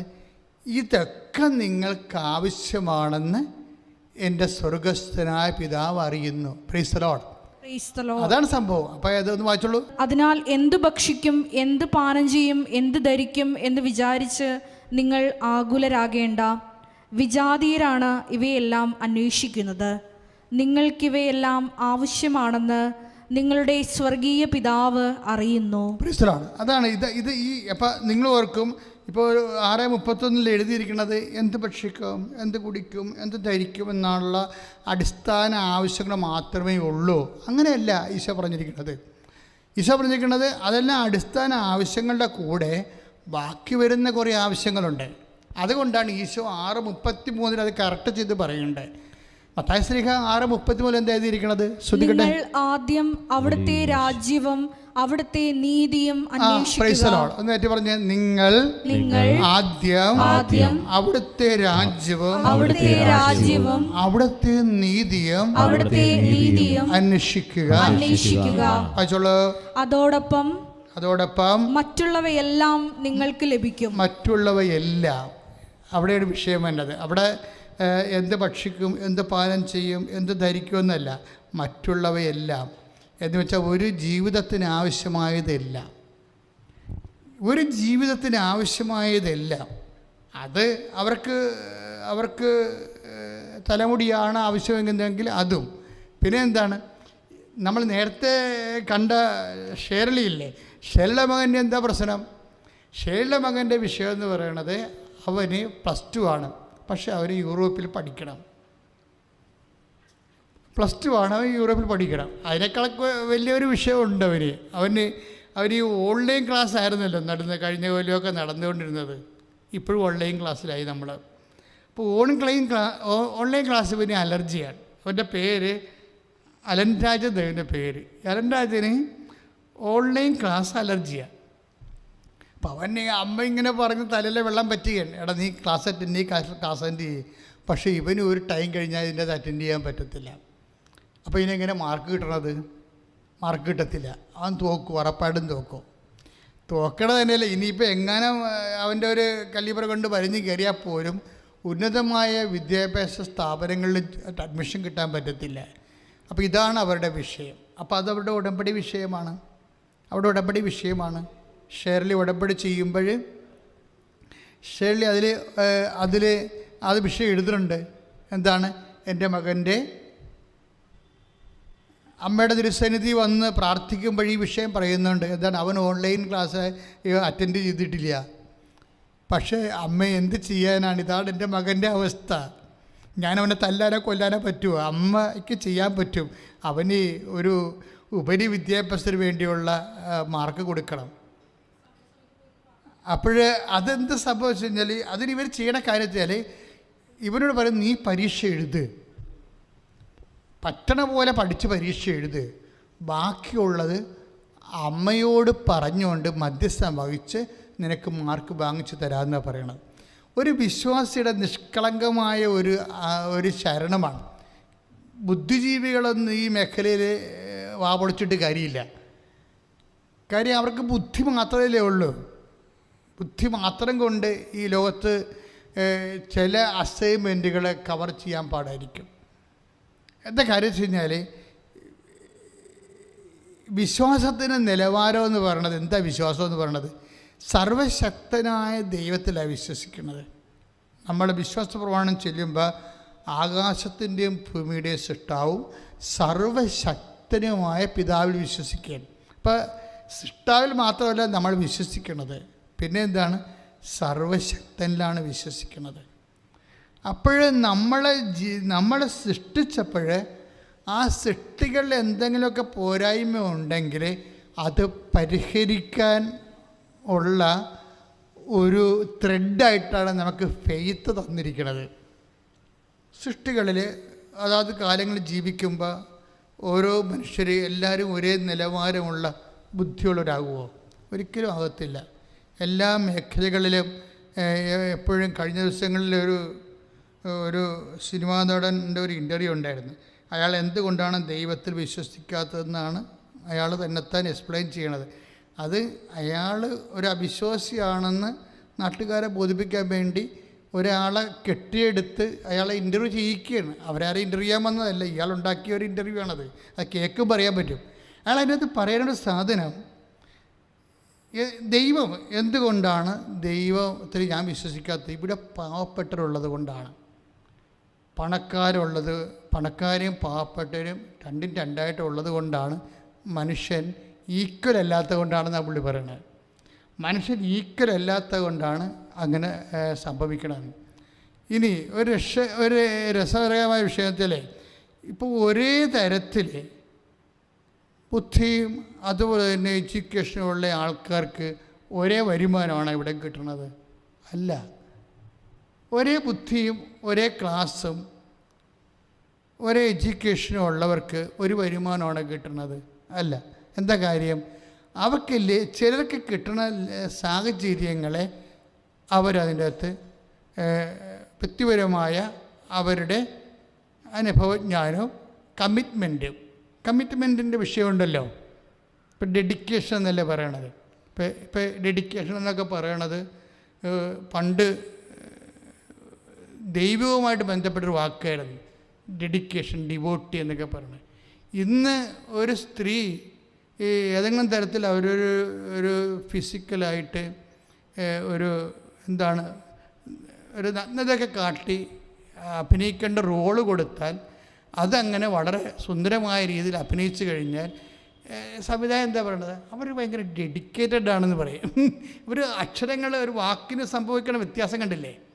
ഒരു ഡെഡിക്കേഷൻ എന്ന് പറഞ്ഞ ദൈവികമായൊരു വാക്ക് ഇന്ന് ഉപയോഗിക്കുമ്പോൾ വരുമ്പോൾ അവർ ഭയങ്കര ഡെഡിക്കേറ്റഡ് അഭിനയിക്കുന്നത്. ഡെഡിക്കേറ്റഡ് അഭിനയിക്കുന്നത് എന്തിനാണ്? അപ്പോൾ ഇതുപോലെ ഈ ഡെഡിക്കേഷൻ ഒരു വിഷയമാണ്. എത്ര ബുദ്ധി ഈക്വലായാലും ശരി, ഡെഡിക്കേഷൻ എന്ന് വെച്ച് കഴിഞ്ഞാൽ അർപ്പണം, ആ വിഷയത്തെ അർപ്പണം വരുമ്പോൾ തന്നെ അർപ്പണം ഉള്ളവരുണ്ടാകും. ചിലർക്ക് ഉറങ്ങാൻ എനിക്കിഷ്ടം, ചില ആൾക്കാർക്ക് അത് എഴുന്നേറ്റിരുന്ന് വർക്ക് ചെയ്യാൻ എനിക്കിഷ്ടം. ആരായിരിക്കും രക്ഷപ്പെടുന്നത്? വർക്ക് ചെയ്യുന്നതിനായിരിക്കും രക്ഷപ്പെടുന്നത്. അപ്പോൾ ഡെഡിക്കേഷൻ ഒരു വിഷയമാണ്. അപ്പോൾ ദൈവത്തെക്കാളുപരി ദൈവം എല്ലാവരെയും അനുഗ്രഹിക്കുമ്പോൾ ഓരോരുത്തരും, പിന്നെ ബൈബിൾ അനുസരിച്ചിട്ട് ആരാണ് സന്തോഷവാനെന്ന് നമുക്ക് പറയാൻ പറ്റത്തില്ലല്ലോ. ആരാണ് സന്തോഷവാൻ, ആരാണ് ആനന്ദം അനുഭവിക്കുന്നത്? എല്ലാ സമയത്തും നല്ല ആഹാരങ്ങൾ കിട്ടി നല്ല യാത്രകൾ ചെയ്യുന്ന ആൾക്കാരാണ് സന്തോഷവാൻ. അത് തൻ്റെ അധ്വാനം കൊണ്ട് കുടുംബത്തെ പുലർത്തി ഉള്ള ആഹാരം രുചികരമായിട്ട് കഴിക്കുന്നയാളാണ് സന്തോഷവാൻ. നമുക്ക് പറയാൻ പറ്റത്തില്ല, അതെല്ലാം സബ്ജക്റ്റീവ് കേസാണ്. പക്ഷെ നമ്മൾ പുറത്തു നിന്ന് നോക്കുമ്പോൾ അയാൾക്ക് അത്രയും വിഭവങ്ങളില്ല. പക്ഷെ നല്ല വിഭവങ്ങളുള്ള ആൾക്കാർക്ക് ദൈവാനുഗ്രഹം കൂടുതൽ, വിഭവമില്ലാത്തവർക്ക് കുറവെന്നൊക്കെ പറയണത് അത് തന്നെയല്ലേ ഏറ്റവും ഐക്യം എന്ന് പറയണത്. നിങ്ങളെ വിഭവം കുറവുള്ള ആൾക്കാരുടെ ജീവിതമെന്ന് നോക്കി അവരോട് ചോദിക്കണം, അവർ വളരെയേറെ ഹാപ്പിയാണ്. ഞാൻ എപ്പോഴും ഓർക്കുന്ന എൻ്റെ ജീവചരിത്രത്തിൽ എഴുതിയിട്ടൊരു കഥയുണ്ട്. കഥയല്ല, ശരിക്കും. അപ്പോൾ അന്ന് പോലെ ഞാൻ ശരിക്കും, അതായത് ഞാൻ സെമിനാരി പഠിക്കുമ്പോൾ ഞങ്ങൾക്ക് ലേബർ ഫോം എന്നും പറഞ്ഞൊരു സംഭവമുണ്ട്. ലേബർ ഫോം വെച്ചാൽ ഈ സോഷ്യൽ അവയർനെസ്സിന് വേണ്ടിയും അതിൻ്റെ സാമൂഹ്യ വികസനത്തിന് വേണ്ടി പ്രവർത്തിക്കുന്ന ഒരു സംഘടനയാണ്. ഞാനൊരിക്കലും അതിൻ്റെ സെക്രട്ടറി ആയിരുന്നു. അപ്പോഴേ ഞങ്ങളെ പ്രസിഡൻറ്റും സെക്രട്ടറിയും അതുപോലെ തന്നെയൊക്കെ ഞങ്ങളിങ്ങനെ പാവപ്പെട്ടവരുടെ സോ കോൾഡ് അങ്ങനെയുള്ള ഭവനങ്ങളിലേക്ക് നമ്മളിപ്പോൾ ചേരി എന്നൊക്കെ പറയണത് ഇന്നത്തെ സമയത്ത് അങ്ങനെ സബ്സ്റ്റാൻഡേർഡ് വാക്കുകൾ അങ്ങനെ ഉപയോഗിക്കാൻ പാടില്ല. അപ്പം അന്നത്തെ കാലത്ത് ആ വാക്കിന് ചേരി തന്നെയായിരുന്നു അർത്ഥം. അപ്പോൾ ഞങ്ങൾ അങ്ങനെയുള്ള സ്ഥലങ്ങളിൽ, ആലുവയിൽ അങ്ങനെയുള്ള സ്ഥലങ്ങളിൽ പോയി. അപ്പോൾ ഒരു ദിവസം ഒരു വീട്ടിൽ ചെന്നപ്പോൾ അവിടുത്തെ അപ്പൂപ്പനാണ് ഒരു തെങ്ങിൻ തടി, 2 തെങ്ങിൻ തടി വെച്ച് ആണ്, കട്ടിലില്ല, തെങ്ങിൻ തടിയിൽ എന്തോ ഒരു കയറ്റ് പായക്കിട്ട് അതിന്മേൽ പായ വെച്ച് കിടക്കുകയാണ്. അപ്പം ഞങ്ങൾക്ക് ഭയങ്കര സങ്കടം തോന്നി. എന്താ കാര്യം? ഞങ്ങൾ കട്ടിലാണ് കിടക്കണത്. അപ്പം കട്ടിലെ കൊതുക് വരെയൊക്കെ അപ്പം അവന് കൊതുക് വരെയില്ല, അതിന് പകരം എന്തെങ്കിലുമൊക്കെ ചകിരിയൊക്കെ വെച്ച് പോക്കുന്ന പരിപാടിയാണ്, അത് പുറത്താണ്. അപ്പോൾ ഞങ്ങളവർക്ക് ദൈവം ഇത് എങ്ങനെ നരകം പിടിച്ച് എന്തൊരു ജീവിതം, ഈ അപ്പാപ്പന് നമുക്ക് കട്ടിൽ വാങ്ങിച്ചു കൊടുക്കാം. ഇപ്പോൾ ഈ ശിശുയുടെ മുമ്പിൽ നിന്നല്ലേ ഇതൊക്കെ പറയണത്. ഇപ്പോൾ ഞങ്ങൾ വന്നിട്ട് എന്ത് ചെയ്യും? ഞങ്ങൾക്കന്നൊരു വരുമാനം ഇല്ലല്ലോ. അപ്പോൾ ഞങ്ങളുടെ ഈ ലേബർ ഫാമിലുള്ള ആൾക്കാരെല്ലാം ഇട്ടുകൂട്ടി 10 രൂപ 20 രൂപയൊക്കെ എടുത്തിട്ട് ഞങ്ങളുടെ സെമിനാരി കാർപ്പൻറ്ററിനെ പോയി കണ്ട്. കാര്യം സെമിനാരി എപ്പോഴും 2 കാർപ്പൻറ്റേഴ്സ് സ്ഥിരം ഉണ്ടാവും. അപ്പോൾ അവരോട് പറഞ്ഞ ചേട്ടൻ ഞങ്ങളോട് ബന്ധമുള്ളതുകൊണ്ട് ചേട്ടൻ ഞങ്ങൾ കുറച്ച് കാശ് തരാം, സെമിനാരിയിൽ നിന്ന് പ്രൊക്രേറ്റർ അച്ഛനോട് തടി അനുഭവിപ്പിച്ച് തരാം, ഒരു കട്ടിലുണ്ടാക്കി തരണമെന്ന് പറഞ്ഞു. അപ്പോഴുടനെ അപ്പോൾ ആ ചേട്ടൻ കാർപ്പൻറ്റർ പറഞ്ഞു ഓക്കെ, പക്ഷേ ഈ ടൈമിന് പറ്റില്ല, 5 മണി വരെ എനിക്ക് വർക്കുള്ളതാണ് ഇവിടെ. 5 മണി കഴിഞ്ഞിട്ട് ഞാൻ എല്ലാ ദിവസവും ഒരു 15 മിനിറ്റ് വീതം നിങ്ങളുടെ വർക്ക് ചെയ്യാം. ഉടനെ തരാൻ പറ്റത്തില്ല, കാര്യം ഞാൻ രാവിലെ നമുക്ക് മനസ്സിലാവും, രാവിലെ 8 മണിക്ക് വരുന്ന ആളാണ് 5 മണിക്കാണ് പോകുന്നത്. പിന്നെ നമ്മുടെ വർക്ക് എക്സ്ട്രാ വർക്കാണ്. അപ്പം അങ്ങനെ വരുമ്പോൾ ഒരു ബുദ്ധിമുട്ടുണ്ട്. അപ്പം 10 മിനിറ്റ് 15 മിനിറ്റ് 20 മിനിറ്റൊക്കെ ആയിട്ട് ആ മനുഷ്യൻ 1 മാസം കൊണ്ട് ഞങ്ങൾക്ക് കട്ടിലുണ്ടാക്കി തന്നു. അപ്പം ഞങ്ങൾക്കാണെങ്കിൽ ഭയങ്കര സന്തോഷം. കാര്യം ഈ കട്ടിൽ ഞങ്ങളൊരു ശനിയാഴ്ച ആഘോഷമായിട്ട് ഈ 6 പേരും കൂടി ചുമന്നുകൊണ്ട് ചേരി പോവും. കട്ടിലാണ്, വലിയ സംഭവമല്ലേ. അപ്പം അത് ചുവന്നുകൊണ്ട് ചേരി ചെന്ന് ഈ കട്ടിലിട്ട് കൊടുത്ത് അപ്പം ഞങ്ങളെ സംബന്ധിച്ചിടത്തോളം ഞങ്ങളേണ്ട വലിയ ഒരു കാര്യം ഞങ്ങളുടെ ജീവിതത്തിൽ നടന്ന പോലെയാണ്. കാര്യം ഏറ്റവും വലിയൊരു സൽപ്രവൃത്തി നമ്മൾ ചെയ്ത പോലെ അതിൻ്റെ എല്ലാ ത്യാഗവും അനുഭവിച്ചാണ് ചെയ്യണത്. എല്ലാ ത്യാഗവും, കാര്യം ഞങ്ങളുടെ കയ്യിലും കാശില്ല, ഇത്ര പേര് ത്യാഗം അനുഭവിച്ചു, ആ കാർപ്പൻറ്ററും ത്യാഗം അനുഭവിച്ചു. അപ്പോൾ ഇത് ഇങ്ങനെ കൊണ്ടുപോയി കട്ടിൽ കൊടുത്ത് ഞങ്ങൾ മേടിക്കാനുള്ള കാശും കൊടുത്ത് അപ്പാപ്പനെ അവരുടെ സന്തോഷമായിട്ട് പോകുന്നു. അവർ നന്ദിയൊക്കെ പറഞ്ഞ്. അപ്പോൾ ഒരു മാസം കഴിഞ്ഞപ്പോൾ വീണ്ടും ഞങ്ങൾ ആ ചേരിച്ചത്. അപ്പോൾ നമുക്ക് നമ്മുടെ അപ്പാപ്പനെ കാണാൻ പോകണ്ടേ എന്ന് വിചാരിച്ചു അങ്ങ് പോവാം. അപ്പോൾ അപ്പാപ്പന് സന്തോഷമാകില്ല, വേറെ ഒന്നുമില്ല, ആ മുഖത്തൊരു ചിരി കാണണം. നമ്മൾ വേറെ ഒന്നും ഉദ്ദേശിച്ച് പോകണമല്ല, ആ മുഖത്തൊരു ചിരി കാണുമ്പോൾ നമുക്കൊരു സന്തോഷം, ആശ്വാസം, ഒരു സംതൃപ്തി, അതാണ് ഉദ്ദേശിക്കണത് അന്നത്തെ. അപ്പോഴേ ഞങ്ങൾ ചെല്ലുമ്പോൾ കട്ടിൽ കാണാനില്ല. അപ്പോൾ ഞങ്ങളുടെ മുഖം ആപ്പാടെ വിളറി. അപ്പോൾ ഞങ്ങൾ ചോദിച്ച് നിങ്ങളുടെ കട്ടിലെന്തി? അപ്പോൾ അവരാരും മിണ്ടണില്ല, ഞങ്ങൾക്ക് കട്ടിലല്ലേ. അപ്പോഴേ പറഞ്ഞ്, അപ്പോൾ ഞങ്ങൾ ഷമ്മാശന്മാരാണ്. ഷമ്മാശ അതേ കട്ടിലേ കിടന്നിട്ട് അപ്പാപ്പന് ഉറക്കം മുന്നില്ല, അതാണ് പ്രശ്നം. ആ കട്ടിലേ കിടന്നിട്ട് ഉറക്കം സത്യമായിട്ട് നടന്ന കാര്യമാണ്. അവർക്ക് അപ്പാപ്പന് ഉറങ്ങാൻ പറ്റണില്ല. പിന്നെ എന്ത് ചെയ്ത്, പിന്നെ എടുത്ത് പുറത്തിട്ട് അപ്പനെ താഴെ കിടത്തിക്കൊണ്ട് മറ്റുള്ളവരെ ഇങ്ങനെ കട്ടിലൊക്കെ കിടക്കണം എന്ന് വിചാരിച്ചുകൊണ്ട് അവരെ പുറത്തിട്ട് ആ കട്ടിൽ കൊടുത്ത് കാശ് പിടിച്ചു. കട്ടിൽ കൊടുത്തവർ കാശ് മേടിച്ചു. ഇതിനകത്തിടുന്ന കാര്യം ചെറിയ വീടാണ്, അതിൻ്റെ അകത്ത് കട്ടിലിട്ട് കഴിഞ്ഞാൽ കുറേ സ്ഥലം പോകും. പക്ഷേ അതുകൊണ്ട് ആരും ഇട്ടില്ല. ആ കട്ടിൽ അവർ വിറ്റ് കാശ് മേടിച്ചു. അന്നത്തെ ഒരു സാഹചര്യം അവർക്ക് അതായിരുന്നു നല്ലത്. ചിലപ്പോൾ അന്ന് 300 രൂപ കട്ടിലും കിട്ടുകയാണെങ്കിൽ അവർക്കത് നല്ലത് കാര്യമാണ്, അവർക്ക് കിട്ടും. പക്ഷേ പ്രശ്നം വെച്ചാൽ സത്യസന്ധമായിട്ട് അപ്പാപ്പനെ അതിൻ്റെ അകത്ത് കിടന്ന് ഉറക്കം വന്നില്ല, അതാണ് പ്രശ്നം. കാര്യം അപ്പാപ്പൻ നോക്കുമ്പോൾ ആ പഴയ ആ 2 തടിയില്ലേ, ആ തടിയും ആ കയറ്റുവായും അതിൻ്റെ പുറത്ത് കണക്കായും അപ്പം സുഖമായി കിടന്നുറങ്ങും, ഒരു പ്രശ്നവുമില്ല. അപ്പം ഞങ്ങൾ ആർക്കാണ് തെറ്റുപറ്റിയത്? ഞങ്ങൾ പുറത്തുനിന്ന് നോക്കുന്നവർ വിചാരിച്ചത് ഈ അപ്പാപ്പൻ ഭയങ്കരമായ നരകം അനുഭവിക്കുകയാണ്, സങ്കടമൊക്കെയാണ്. അപ്പാപ്പനെ രക്ഷപ്പെടുത്താൻ വേണ്ടി ഒരു മാർഗം ഞങ്ങൾ കണ്ടുപിടിച്ച്, എന്താണ്, കട്ടറുണ്ടാക്കി കൊടുക്കുക. പക്ഷേ അപ്പാപ്പൻ അത് റിജക്റ്റ് ചെയ്ത് ഒരു അനുഭവം കൊണ്ട്. ഇപ്പം ആരാണ് സന്തോഷം അനുഭവിക്കണത്, ആരാണ് ദുഃഖം അനുഭവിക്കണമെന്ന് പുറത്ത് നിന്ന് പറയാൻ പറ്റത്തില്ല. അത് മണ്ടത്തരമാണ് ശരിക്കും പറഞ്ഞാൽ. നമ്മൾ ഭയങ്കരമായ അവർക്കൊരു ജീവിതവുമില്ല, അവർ സങ്കടത്തിലാണ് അനുഭവിക്കണമെന്ന് പുറത്ത് അവരോട് ചോദിച്ച് നോക്കിക്കഴിഞ്ഞാൽ അവർ നമ്മളെക്കാൾ മാനസികമായിട്ട് ഹാപ്പി ആയിരിക്കും. പല കുടുംബങ്ങളിൽ ഞാൻ ഇപ്പോഴും നിങ്ങളൊന്ന് ചിന്തിച്ചാൽ മതി, ഏറ്റവും കൂടുതൽ സന്തോഷം അനുഭവിക്കുന്ന കുടുംബങ്ങൾ ഏതാണ്? ബിലോ ആവറേജ് കുടുംബങ്ങളാണ്. ഞാൻ 21 കൊല്ലം 30 കൊല്ലം കൗൺസ് ചെയ്തില്ലേ, 30 കൊല്ലം 21 ലക്ഷം ആൾക്കാരെ കൗൺസ് ചെയ്യുമ്പോൾ എൻ്റെ ഒരു നിരീക്ഷണം ഞാൻ അനുഭവിച്ചത്, ഏറ്റവും കൂടുതൽ ഈ ലോകത്ത് സന്തോഷം അനുഭവിക്കുന്നത് ബിലോ ആവറേജ് കുടുംബങ്ങളാണ്. ആവറേജിന് താഴെയുള്ള കുടുംബങ്ങൾ, അവർക്ക് ആവശ്യമില്ലാത്ത ഇഷ്യൂസ് ഇല്ല, ആവശ്യമില്ലാത്ത വിഷയത്തെക്കുറിച്ചുള്ള സംഭ്രമങ്ങളില്ല, അതിനുവേണ്ടിയുള്ള അത് നേടാൻ വേണ്ടിയുള്ള ആക്രാന്തങ്ങളില്ല, അത് നഷ്ടപ്പെടുമ്പോഴുണ്ടാകുന്ന ഭാരങ്ങളില്ല. അവരും അവസാനം മരിക്കും. ഇതൊക്കെ ഉണ്ടെന്ന് പറയുന്ന ആൾക്കാരും മരിക്കും. എല്ലാം കണക്കല്ലേ അവസാനം. 2-3 റീത്ത് കൂടുതൽ കിട്ടുമെന്നല്ലാതെ വേറെ കാര്യമൊന്നുമില്ല. നമ്മൾ സിമിത്തേരി ചെന്ന് നോക്കുമ്പോൾ മനസ്സിലാകും. ഈ സിമിത്തേരിയിൽ നമ്മൾ എപ്പോഴും അടക്കത്തിന് ഞാൻ പോകുമ്പോൾ ഓരോരോ കുഴികൾ തമ്മിലുള്ള വ്യത്യാസം നോക്കുമ്പോൾ ചില കുഴികൾക്ക് ഒരു 10 റീത്ത് കൂടുതലായിരിക്കും, അത്രയേ ഉള്ളൂ. വേറെ ഒരു സാധനവും ഇല്ല. അതായത് ചില കുഴികൾക്ക് സിമിത്തേരി നോക്കിയാൽ ചിലപ്പോൾ 5 റീത്ത് ചിലവുണ്ട്, ചിലയിടത്ത് 10 റീത്ത് ഉണ്ടാകും. എന്നിട്ട് നമ്മൾ കുഴിയാഴ്ചക്ക് ചെല്ലുമ്പോഴാണ് ഈ റീത്തെടുത്ത് ദൂരെ എറിയണ കാണാം. ആര്? കുഴിവെട്ടി.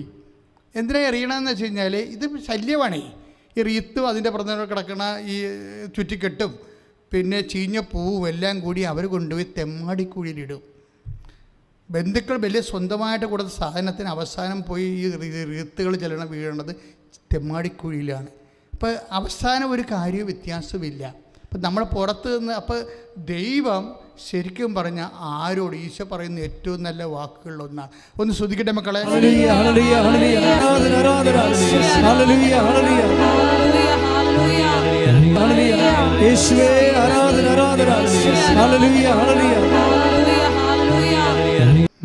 ക്രിസ്തു എന്നേക്കും നിലനിൽക്കുന്നു എന്നാണല്ലോ നിയമത്തിൽ ഞങ്ങൾ കേട്ടിട്ടുള്ളത്. Praise the Lord. അതാണ് വിഷയം. യോഹന്നാൻ 12:34 അനുസരിച്ചുകൊണ്ട് ക്രിസ്തു ഏതെങ്കിലും ഒരു കാലഘട്ടത്തിൽ നിലനിൽക്കുന്ന ആളല്ല, കാലത്തിൻ്റെ ഒപ്പം നിലനിൽക്കുന്ന ആളാണ്. അപ്പോൾ കാലത്തിൻ്റെ ഒപ്പം നിലനിൽക്കുമ്പോഴേ ക്രിസ്തുവിൻ്റെ ശരീരത്തിലുള്ള കാലത്തിൻ്റെ ഒപ്പമുള്ള ക്രിസ്തുവിൻ്റെ സഹനങ്ങളുടെ പോരായ്മയാണ് സഹനസഭ നികർത്തിക്കൊണ്ട് പ്രപഞ്ചത്തിൻ്റെ പ്രകൃതി ലോകത്തിൻ്റെ പാപങ്ങൾക്ക് പരിഹാരമാക്കുന്നത്. അതായത് ക്രിസ്തു എന്നും നിലനിൽക്കുന്നു. അപ്പോൾ അത് എന്നും നിലനിൽക്കുന്ന ക്രിസ്തു അതിൻ്റെ സഹനങ്ങളിൽ എന്തെങ്കിലും പോരായ്മ ഉണ്ടെങ്കിൽ തീർച്ചയായിട്ടും ഇപ്പോൾ പല വ്യാഖ്യാതാക്കളും പറയണത് ഒരു മനുഷ്യനായ ക്രിസ്തു മനുഷ്യനെന്ന നിലയിൽ കർത്താവിൻ്റെ സഹനങ്ങളിൽ പോരായ്മ ഉണ്ട് എന്ന് പറഞ്ഞു കഴിഞ്ഞാൽ അത് ഒരു മനുഷ്യന് സഹിക്കാവുന്നതിൻ്റെ മാക്സിമം സഹിച്ച ആളാണ് യേശു അല്ലേ. അവസാനത്തുള്ളി ചോര വരെ തന്നാണ്. പക്ഷേ ക്രിസ്തു എന്നും നിലനിൽക്കുകയാണ്. എന്നും നിലനിൽക്കുന്ന ക്രിസ്തുവിൻ്റെ ശരീരത്തോടാണ് മൗതിക ശരീരത്തോടാണ് സഭ. ആ സഭയിലാണ് നമ്മൾ സഹിക്കുന്നത്. അപ്പോഴെന്താണ്? ക്രിസ്തുവിൻ്റെ സഹനത്തിൻ്റെ തുടർച്ചയാണ്. അപ്പോൾ ഈ സഹനത്തിൻ്റെ തുടർച്ച നമ്മൾ ആരുടെ പേരിലാണ് എടുക്കണത്? ക്രിസ്തുവിൻ്റെ നാമത്തിലാണ് എടുക്കുന്നത്, ക്രിസ്തുവിൻ്റെ നാമത്തിൽ. അപ്പം അതുകൊണ്ട് തന്നെ എന്ത് ചെയ്യും? പിതാവായ ദൈവം മഹത്വപ്പെടും.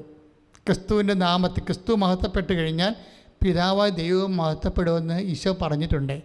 അപ്പോൾ അതിലൂടെയാണ് മഹത്വത്തിലേക്ക് നമ്മൾ ഒരു തീർത്ഥയാത്രയാണ്, മഹത്വത്തിൻ്റെ തീർത്ഥയാത്രയാണ് ശരിക്കും പറഞ്ഞാൽ ക്രൈസ്തവൻ്റെ ഈ ലോകത്തെ ജീവിതവും അവൻ്റെ പ്രതികൂലമായ ജീവിതാനുഭവങ്ങളും. അതൊരു വിശ്വാസിയെ സംബന്ധിച്ചിടത്തോളം വിശ്വാസം പ്രഖ്യാപിക്കാൻ, പ്രത്യാശ ഏറ്റുപറയാൻ, സ്നേഹം പ്രകടിപ്പിക്കാനുള്ള ദൈവത്തിൻ്റെ പദ്ധതിയുടെ ഭാഗമായിട്ടാണ് ഒരു വിശ്വാസി എടുക്കുന്നത്. That means ഉടമ്പടിയാ.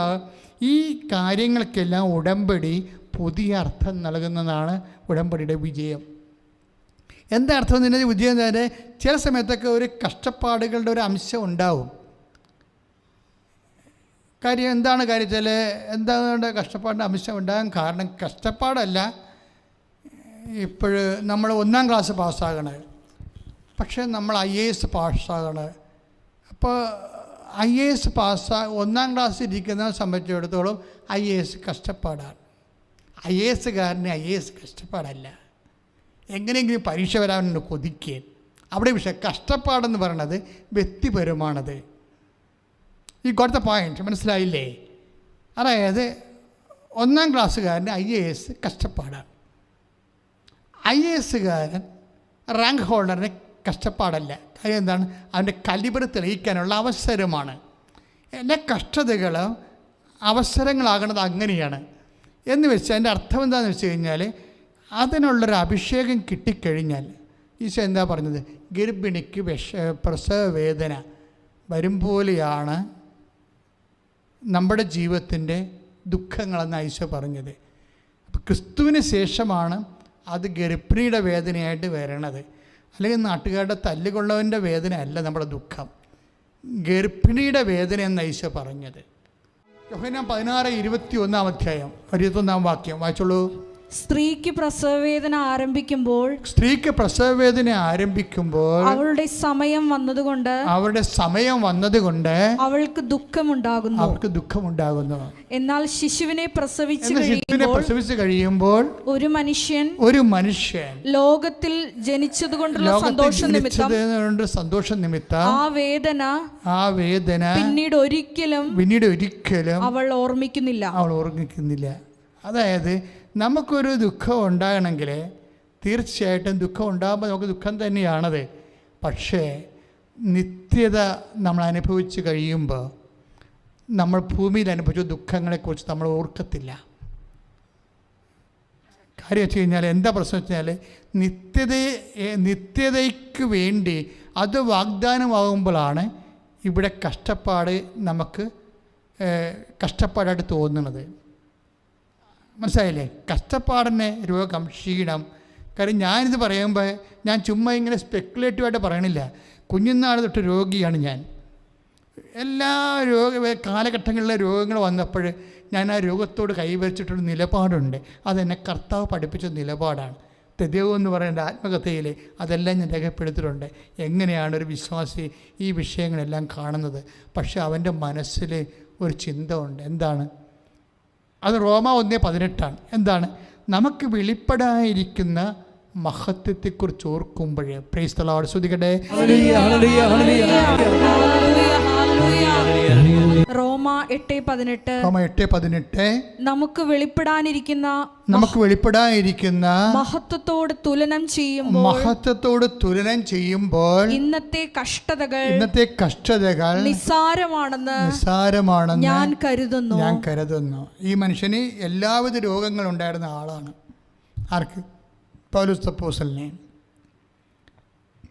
അപ്പോൾ രോഗത്തിൻ്റെ ഇടയ്ക്കും ദാരിദ്ര്യം അനുഭവിച്ചിട്ടുണ്ട്, പട്ടിണി അനുഭവിച്ചിട്ടുണ്ട്, കടലിൽ ഒഴുകി നടന്നിട്ടുണ്ട്, കള്ളന്മാർ കൈ മേടിച്ചിട്ടുണ്ട്. ഇങ്ങനെ കുറേ കാര്യങ്ങൾ 8:35 പറയുന്നുണ്ട്. റോമ 8:35 ഇത് ഈ വചനം ഇപ്പോൾ 8:18 തോന്നുന്നു. 8:18 നിന്ന് നമ്മൾ 35 കയറുമ്പോൾ ഈ മനുഷ്യന് എല്ലാ കാര്യവും പറയും, എന്തെല്ലാം അനുഭവിച്ചിട്ടുണ്ടെന്ന്. ക്രിസ്തുവിൻ്റെ സ്നേഹത്തിൽ നിന്ന് ആരും നമ്മെ വേർപെടുത്തും. ക്ലേശമോ ദുരിതമോ പീഡനമോ പട്ടിണിയോ നഗ്നതയോ ആപത്തോ വാളോ. കാര്യം ഈ നഗ്നതയോ എന്ന് പറഞ്ഞാൽ എന്താ കാര്യം എന്നറിയാം? ഈ മനുഷ്യൻ തുണി ഉരിഞ്ഞു പോയായിരുന്നു. മാൾട്ടയിലൊക്കെ സംഭവിച്ചിരുന്ന സമയത്തും കടലിൽ ആക്രമണം ഉണ്ടായ സമയത്തും അന്നൊക്കെ വസ്ത്രങ്ങൾക്ക് ഭയങ്കര വിലയുള്ള കാലമാണ്. അപ്പോൾ നമുക്കറിയാമല്ലോ, ഗാന്ധി സിനിമയിലെ ഗാന്ധി പോലും ഒരു വസ്ത്രം അലക്കണ സ്ത്രീക്ക് അവൾക്ക് ആ ഒരു വസ്ത്രം മാത്രമേ ഉള്ളൂ. അത് വെച്ചുകൊണ്ടാണ് അവൾ ഓരോ ഭാഗം അലക്കിക്കൊണ്ടിരിക്കുകയാണ്. അപ്പോഴാണ് സ്വന്തം മേലങ്കി കൊടുക്കുന്നത്. അങ്ങനെ അന്നത്തെ ഇന്ത്യൻ സാഹചര്യം അതാണ്. വസ്ത്രത്തിനും ഭക്ഷണത്തിനും ഒക്കെ എല്ലാം രണ്ടാം ലോകം. അപ്പോൾ ഇന്നത്തെ കാലം ഇതാണ് അവസ്ഥയെങ്കിൽ അന്നത്തെ കാലം എന്തായിരിക്കും? വസ്ത്രം കിട്ടിയവരെടുത്തു. അപ്പോൾ ഈ മനുഷ്യൻ തുണിയില്ലാതെയാണ് കരക്ക് കയറണത്. എന്നിട്ടാണ് പറയണത്, ഞാൻ തുണിയില്ലാതെയാണ് ഇപ്പം കരക്ക് കയറിയിരിക്കുന്നത്, അപ്പോസ്തലനാണ് ഞാൻ. പക്ഷേ ഇങ്ങനെയായാലും ക്രിസ്തുവിൻ്റെ സ്നേഹത്തിൽ നിന്ന് ആർക്ക് ഈ എന്നെ വേർപെടുത്താൻ പറ്റും? നഗ്നതയ്ക്കോ എന്നാണ് ചോദിക്കണത്. കാര്യം നഗ്നതയിൽ വരുമ്പോൾ നമുക്കെന്താ സംഭവിക്കണം? നാണക്കേട് ഉണ്ടാകത്തില്ല, ആക്ഷേപം ഉണ്ടാകത്തില്ലേ? അപ്പം ഈ മനുഷ്യന് മാനുഷ്യമായി അനുഭവിക്കുന്ന ആക്ഷേപവും നാണക്കേടിനേക്കാൾ പവർഫുള്ളാണ് ക്രിസ്തുവിനോടുള്ള സ്നേഹം. അതാണ് വിഷയം. എന്നിട്ട് ഈ സ്നേഹത്തിൽ നിന്ന് ആരും നമ്മൾ വേർപെടുത്താൻ ചോദിക്കണത്? ഒന്നിനും വേർപെടുത്താൻ പറ്റത്തില്ലെന്ന് അദ്ദേഹം തന്നെ ജീവിതം കൊണ്ടും വാക്കുകൊണ്ടും ഉത്തരം പറയുന്നുണ്ട്. ഇത് തന്നെയാണ് ഒരു വിശ്വാസിയെ സംബന്ധിച്ചിടത്തോളം പല കാര്യങ്ങളും വിശ്വാസി കേൾക്കാത്തതിൻ്റെ കാരണം ഈ നിത്യതയ്ക്ക് വേണ്ടിയുള്ള ഒരു യാത്രയായത് കാരണമാണ്. ഇപ്പോൾ ഇന്ന് സഭയിൽ കുറേ തരത്തിലുള്ള വിഷയങ്ങൾ ഓരോ തരത്തിൽ വരുന്നുണ്ട്. അജ്ഞാനികളിൽ നിന്നും വേദഗ്രന്ഥം അറിയാത്തവരിൽ നിന്നും വിശ്വാസി എന്താണ്, ഈശോ ആരാണെന്നും അറിയാൻ പാടില്ലാത്ത വിജാതിയിൽ നിന്നും ഒക്കെ പലതരത്തിലുള്ള ആക്ഷേപങ്ങളൊക്കെ വരുന്നുണ്ട്. നമ്മളിതിനൊക്കെ മറുപടി കൊടുക്കാൻ നടക്കുകയാണ്. അതിൽ മറുപടി കൊടുക്കുന്ന വലിയ ക്യാമ്പയിൻസ് ഉണ്ടായിക്കൊണ്ടിരിക്കുകയാണ്. മറുപടി കൊടുക്കണ്ട എന്നല്ല പറയണത്, പക്ഷേ വിശ്വാസം വിശദീകരിക്കപ്പെടണം, അത്രയേ ഉള്ളൂ. തർക്കങ്ങൾ ഉണ്ടാക്കിയിട്ട് കാര്യമില്ല. ആദിമസഭ എന്താ ചെയ്തത്? ആദിമസഭ ഇപ്പോൾ തീത്തോസിൻ്റെ 3:9 ശ്രുതികട്ടെ ഹല്ലേലൂയ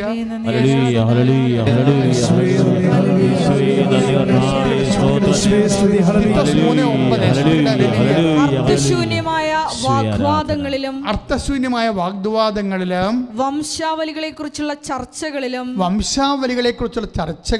കലഹങ്ങളിലും നിയമത്തെക്കുറിച്ചുള്ള വചനത്തെക്കുറിച്ചുള്ള തർക്കങ്ങളിൽ നിന്ന് ഒഴിഞ്ഞു നിൽക്കുക. ആവശ്യമില്ലാത്ത തർക്കത്തിനൊന്നും പോകണ്ടെന്ന് പറയണേ, ഉഴക്കിടന്ന് പറയട്ടെ. അപ്പം നമ്മളൊന്നും ചെയ്യണ്ടേ എന്ന് ചോദിച്ചു കഴിഞ്ഞാൽ നമ്മൾ എന്ത് ചെയ്യണം എന്നുള്ളത് പത്രോസ് പറയുന്നുണ്ട്. 1 പത്രോസിൻ്റെ 3:15 നമ്മളൊന്നും ചെയ്യേണ്ടെന്നല്ല, നമ്മൾ എന്താണ് ചെയ്യേണ്ടതെന്ന് വിശുദ്ധ പത്രോസ് പറയുന്നുണ്ട്. ക്രിസ്തുവിനെ കർത്താവായി നിങ്ങളുടെ ഹൃദയത്തിൽ പൂജിക്കുവിൻ. Praise the Lord. അതാണ് സംഭവം. നിങ്ങൾക്കുള്ള പ്രത്യാശയെപ്പറ്റി വിശദീകരണം ആവശ്യപ്പെടുന്ന ഏവരോടും മറുപടി പറയാൻ സദാ സന്നദ്ധരായിരിക്കുവിൻ. Praise the Lord. എന്ന് വെച്ചാൽ എന്താണ് നമ്മൾ വിശ്വാസികളെ എക്കാലവും ചെയ്യേണ്ടത്? എന്താണ്? അതായത് നമ്മൾ സയൻസ് വെച്ച് തർക്കിക്കുന്നു, അല്ലേ? വേറെ പല കാര്യങ്ങൾ വെച്ച് നമ്മൾ തർക്കിക്കുകയാണ്. പൊളിറ്റിക്സ് വെച്ച് തർക്കിക്കുന്നു, മറ്റു മതങ്ങളിലെ ന്യൂനതകൾ വെച്ച് തർക്കിക്കുന്നു. ഇതൊന്നും നമ്മൾ ബാധ്യസ്ഥരല്ല, ഇതൊന്നും നമ്മുടെ രീതികളല്ല. അവിടെ പല മതങ്ങളിൽ പലതരത്തിലുള്ള ന്യൂനതകളുണ്ടാകും. ഒരു മതം പ്രാക്ടീസ് ചെയ്യുമ്പോൾ മനുഷ്യൻ്റെ സംവിധാനങ്ങളായ കാരണം അതിൻ്റെ ന്യൂനതകൾ ഇവിടെ ഉണ്ടാകും, അവിടെ ഉണ്ടാകും. അതൊന്നുമല്ല പ്രശ്നം. നമ്മളെ സംബന്ധിച്ചുള്ള എന്താ പ്രശ്നം? അതുകൊണ്ടാണ് പൗലോസ് പറയണതും വചനത്തെക്കുറിച്ച് തർക്കങ്ങളിൽ നിന്നും ഒഴിഞ്ഞു നിൽക്കുക. അവ പ്രയോജനരഹിതമാണ്, ഒരു കഥയുമില്ലാത്ത കാര്യമാണ്, വെറുതെ സമയം പോകാം. പക്ഷെ നമ്മൾ എന്ത് ചെയ്യണം എന്ന് വെച്ച് കഴിഞ്ഞാൽ ക്രിസ്തുവിനെ കർത്താവായി നിങ്ങളുടെ ഹൃദയത്തിൽ പൂജിക്കണം. ആദ്യത്തെ കാര്യം അതാണ്. ക്രിസ്തുവിനെ കർത്താവായി നമ്മുടെ ഹൃദയത്തിൽ പൂജിക്കണം. കാര്യം എല്ലാ കർത്താവ് എന്ന് പറയുമ്പോൾ എന്താണ്? ദൈവം സമസ്തവും അവൻ്റെ പാദത്തിൻ്റെ കീഴിലാക്കിയിരിക്കുന്നു, അല്ലേ? 1 കൊരിന്ത്യസിൻ്റെ 15:26-27 വരുമ്പോൾ ദൈവ സമസ്തവും. അപ്പോൾ സാത്താൻ വർഷിപ്പായാലും ബ്ലാക്ക് മാസ് ആയാലും അതിൻ്റെ കൂടെ വരുന്ന ഇലുമിനാറ്റി ആയാലും വേറെ എന്തെല്ലാം വിശ്വാസ രീതികളായാലും ഇതെല്ലാം ക്രിസ്തുവിൻ്റെ കാൽപാദങ്ങളാണെന്ന് വിശ്വാസി അറിയണം. ഇന്നല്ലെങ്കിൽ നാളെ അവസാന ചാപ്റ്റർ ദൈവം ഈ പ്രപഞ്ചത്തിന് എഴുതുമ്പോൾ ഇതെല്ലാം ക്രിസ്തുവിൻ്റെ കീഴിലായിരിക്കും. പിന്നെ അത് നമ്മൾ തർക്കിച്ച് കീഴിലാക്കാൻ നിൽക്കേണ്ട കാര്യമില്ല. ഈ കൊടുത്ത പോയിൻറ്റ്. അപ്പോൾ നമ്മൾ ശ്രദ്ധിക്കേണ്ട കാര്യം എന്താണ്? നമ്മൾ ശ്രദ്ധിക്കേണ്ട കാര്യം ക്രിസ്തുവിനെ കർത്താവായി ഹൃദയത്തിൽ പൂജിക്കണം. അതാണ് ഏറ്റവും വലിയ സഭയുടെ മെയിൻ സംഭവം. അതാണ് യേശു കർത്താവാകുന്നു. എല്ലാത്തിൻ്റെയും കർത്താവാണവൻ, പിശാചിൻ്റെയും കർത്താവാണവൻ. അത് ബോധത്തോടെ മനസ്സിലാക്കണം. പിന്നെ അതുകൂടാതെ എന്താണ്? നിങ്ങളുടെ പ്രത്യാശയെപ്പറ്റി വിശദീകരണം ആവശ്യപ്പെടുന്നവരെ, നമ്മുടെ പ്രത്യാശ എന്താണ്? നിത്യതയാണ് നമ്മുടെ പ്രത്യാശ. എൻ്റെ പ്രത്യാശയെക്കുറിച്ച് എന്നോട് വിശദീകരണം ആവശ്യപ്പെടുന്നവരെ ഞാൻ പറയണത് എന്താണെന്ന് വെച്ചാൽ താത്വികമായിട്ടല്ല സംസാരിക്കണത്. താത്വികമായിട്ട് ആർക്കും സംസാരിക്കാം, താത്വികമായിട്ട് ആർക്കും സംസാരിക്കാം. പക്ഷേ ദൈവത്തെ നമ്മൾ എങ്ങനെ അനുഭവിച്ചു, അതാണ് വിഷയം. നമ്മുടെ കൂടെ നിൽക്കുന്നവർ ദൈവത്തെ എങ്ങനെ അനുഭവിച്ചു, അതാണ് നമ്മുടെ വിഷയം. അതാണ് നമ്മുടെ പ്രത്യാശ എന്ന് പറയണത്. അതുകൊണ്ടാണ് കൃപാസനം ഇപ്പോൾ ഇത്രയും വിഷയങ്ങൾ, പല വിഷയങ്ങൾക്ക് വിവാദ വിഷയങ്ങളൊക്കെ സഭയിലേക്കും അതുപോലെ തന്നെ സമൂഹത്തിൽ ഉണ്ടാകുമ്പോൾ നമ്മളെപ്പോഴും സാക്ഷ്യം കൊണ്ടാണ് മറുപടി പറയണത്. എന്താ കാര്യം? ക്രിസ്തു കർത്താവാണ്. പിന്നെ നമുക്ക് പ്രത്യാശയുണ്ട്. ആ പ്രത്യാശയുടെ വിശദീകരണമാണ് നമ്മൾ നൽകണത്. എന്താണ്? നമ്മുടെ കൂടെ നിന്നവരെ ദൈവത്തെ കണ്ടെത്തിയവരുടെ അനുഭവങ്ങൾ. അതാണ് പൗലോസ് പറയണത്. നിങ്ങൾക്കൊരു വിശദീകരണം ആവശ്യപ്പെടുന്നവരെ ഇവിടെ എന്ത് ചെയ്യണം? നിങ്ങൾ വിശദീകരണം കൊടുക്കണം. എന്ത് വിശദീകരണം കൊടുക്കണം? ബുദ്ധിപരമായ വിശദീകരണം കൊടുത്തിട്ട് കാര്യമില്ല, അത് ഒരിടത്തും നിർത്തത്തില്ല. ഇപ്പോൾ ചിലർ യേശു നിരീശ്വരവാദിയാണെന്ന് പറയണം, ചില ആൾക്കാർ യേശു തന്നെ പറയണം ഞാൻ നിരീശ്വരവാദി അല്ലെന്ന് പറയണം. ഇനിയിപ്പോൾ യേശു നിരീശ്വരവാദിയാണെന്ന് പറഞ്ഞുകൊണ്ട് കുറേ ആൾക്കാർ ഗവേഷണം നടത്താൻ പോയിട്ടുണ്ട്. കുറേ ആൾക്കാർ യേശു നിരീശ്വരവാദി അല്ലെന്ന് പറയണം. വല്ല കാര്യമുണ്ടേ? അവൻ ചത്തുപോയില്ലേ? അവൻ നിരീശ്വരവാദി ആയാൽ എന്ത്, അല്ലെങ്കിൽ എന്ത്? ഇതൊന്നും സഭയുടെ വിഷയമല്ല. സഭയുടെ വിഷയം എന്താണ്? ക്രിസ്തു കർത്താവാണ്. ശ്രുതികട ഹല്ലേലൂയ. എല്ലാവരും എഴുന്നേൽക്കുക. നമ്മൾ രോഗസൗഖ്യ പ്രാർത്ഥനയിലേക്ക് പ്രവേശിക്കുകയാണ്. ഒരു നിമിഷം മൗനമായി കൈ നെഞ്ചത്ത് വെച്ചുകൊണ്ട് കർത്താവിനെ, ക്രിസ്തുവിനെ കർത്താവായി ഹൃദയത്തിൽ പൂജിക്കുന്നതിൻ്റെ അടയാളമായി നീ നിൻ്റെ കൈ നെഞ്ചത്ത് വെക്കുക. നല്ലവൻ ഐശ്വര്യ നിൻ്റെ ഉന്നതമായ നാമത്തിന് സ്വസ്ത്രം ചെയ്യും. കർത്താവ് നിൻ്റെ ഉന്നതമായ നാമത്തിന് സ്വസ്ത്രം ചെയ്യുന്നു. കർത്താവ് ഈ നിമിഷം മുഴുവൻ ഞങ്ങൾക്ക് ആവശ്യമായ വചനങ്ങൾ നീ ഞങ്ങൾക്ക് നൽകി. അങ്ങയുടെ വചനങ്ങൾ കേട്ട് ഞങ്ങൾക്ക് അഭിഷേകം പ്രാപിച്ചിരിക്കുന്നു. കർത്താവ്, ഞങ്ങൾ ആരാണ്? ഞങ്ങൾ എങ്ങോട്ട് പോകുന്നു? ഞങ്ങളുടെ ആത്യന്തികമായ ലക്ഷ്യം എന്താണ്? ഞങ്ങളിപ്പോൾ കൈവരിക്കേണ്ട നിലപാട് എന്താണ്? വിഷയങ്ങളുള്ള സമീപനം എന്താണ്? എല്ലാം അങ്ങ് വചനത്തിലൂടെ അങ്ങ് ഞങ്ങൾക്ക് നിലപാടുകൾ നൽകി. നന്ദി പറയുന്നു കർത്താവേ. ഇപ്പോഴും ഞങ്ങൾ നിന്നെ നാഥനും രക്ഷകനുമായി ഏറ്റു പറയുന്നു. കർത്താവ്, അനേകം മക്കൾ ഇപ്പോഴ് ഈ ആരാധന കൂടിയിരിക്കുന്നവർക്ക് ജീവിതത്തിൽ ഒത്തിരിയേറെ വിഷമമുണ്ട്. അവർക്ക് രോഗങ്ങളുണ്ട്, അവർക്ക് കടങ്ങളുണ്ട്, ജീവിത ഭാരങ്ങളുണ്ട്. അവർക്ക് എന്ത് ചെയ്യണമെന്ന് അറിയത്തില്ല. മക്കളെക്കുറിച്ച് ഭാരപ്പെടുന്നവരുണ്ട്, ജീവിത പങ്കാളിയെക്കുറിച്ച് ഭാരപ്പെടുന്നവരുണ്ട്. ജീവിതത്തിൽ കർത്താവെ ഒരു ജീവിത പങ്കാളി കിട്ടാത്തവരുണ്ട്, മക്കളില്ലാത്തവരുണ്ട്, പഠന മേഖലയിൽ വിഷമം അനുഭവിക്കുന്നവരുണ്ട്, തൊഴിൽ മേഖലയിൽ വിഷമം അനുഭവിക്കുന്നവരുണ്ട്, ജോലി നഷ്ടപ്പെട്ടവരുണ്ട്. കർത്താവെ, ഓരോരോ സ്ഥാപനങ്ങൾ കർത്താവെ, ഉൽപാദന സ്ഥാപനങ്ങൾ, സാമ്പത്തിക സ്ഥാപനങ്ങളൊക്കെ തളർന്നു പോയവരുണ്ട്. മാറിയ പശ്ചാത്തലത്തിൽ കർത്താവെ വളരെ വിഷമിച്ച് ജീവിക്കുന്നവരുണ്ട്. അവരെ എല്ലാം നീ ഏറ്റെടുക്കണം.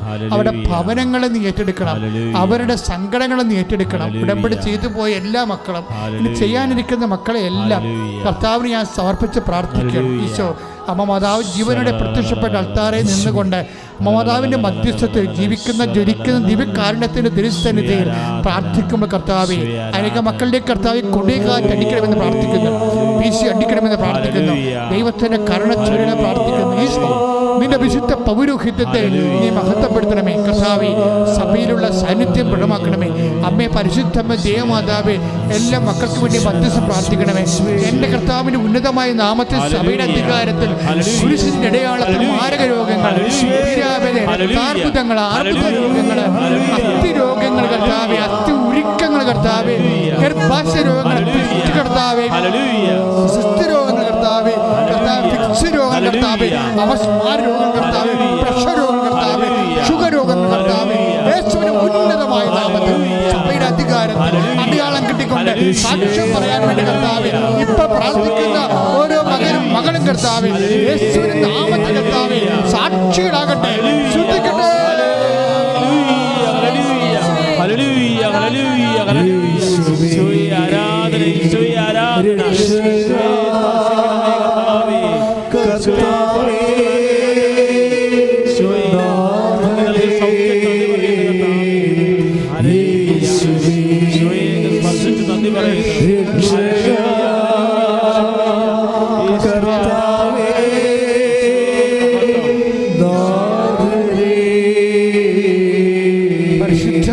ദിവ്യകാരുണ്യത്തിന് പരിശുദ്ധ പരമ ദിവ്യകാരുണ്യത്തിന് ഏറ്റു പ്രാർത്ഥിക്കാൻ. കർത്താവായ ദൈവമേ, പഠനത്തിൽ മനസ്സ് മങ്ങിയിരിക്കുന്ന മക്കള്, ബുദ്ധി മങ്ങിയിരിക്കുന്ന മക്കള്, ഓർമ്മശക്തി കുറവുള്ള മക്കള്, കർത്താവേ, പഠിക്കാൻ ഉത്സാഹം കാണിക്കാത്ത മക്കള്, പഠിച്ചിട്ട് കര പറ്റാത്ത മക്കള്, പരീക്ഷയെ ഭയപ്പെടുന്ന മക്കള്, ഒത്തിരിയേറെ പരീക്ഷകള് എഴുതാനുള്ള മക്കള്, എഴുതാൻ മനസ്സില്ലാത്തവര്, കർത്താവേ, ആശിച്ചു പോയ വിഷയങ്ങള് പഠിച്ച് പൂർത്തിയാക്കാൻ കഴിയാതെ കർത്താവേ ഉപേക്ഷിച്ചു പോയവര്, അവരെ സർട്ടിഫിക്കറ്റ് വിത്തുകളുടെ പോയവര്, കർത്താവേ, എല്ലാവരെയും സമർപ്പിച്ച് പ്രാർത്ഥിക്കുന്നു. രേഖകള്, വസ്തുവിന്റെ പ്രമാണങ്ങള്, പട്ടയങ്ങള്, അന്യകരങ്ങളിലെ അകപ്പെട്ടു പോയവര്, ഈശോയെ, അവരെല്ലാം സമർപ്പിച്ച് പ്രാർത്ഥിക്കുന്നു. സ്വർണം നഷ്ടപ്പെട്ടവര്, പണം നഷ്ടപ്പെട്ടവര്, പല സ്ഥാപനങ്ങളില് നിക്ഷേപിച്ചിട്ട് ആ സ്ഥാപനം തന്നെ പൊളിഞ്ഞുപോയ അവസ്ഥകള്, വ്യവസായശാലകള്, വ്യാപാരശാലകള് അടച്ചുപൂട്ടപ്പെട്ടവര്, കർത്താവേ, ഇപ്പോഴ് അവർക്കെല്ലാം ഉയർത്തെഴുന്നേൽപ്പ് നൽകണമേ, ഉയർത്തെഴുന്നേൽപ്പ് നൽകണമേ. ശ്രുതികട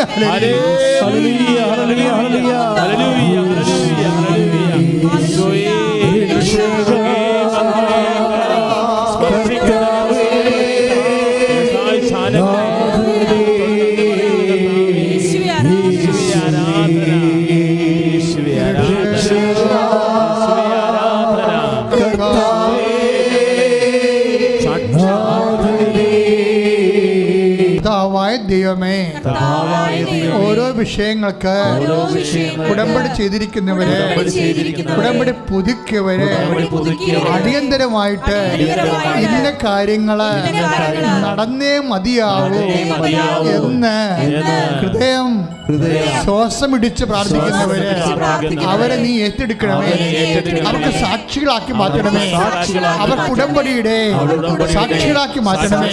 ശ്രദ്ധിക്കട്ടെ.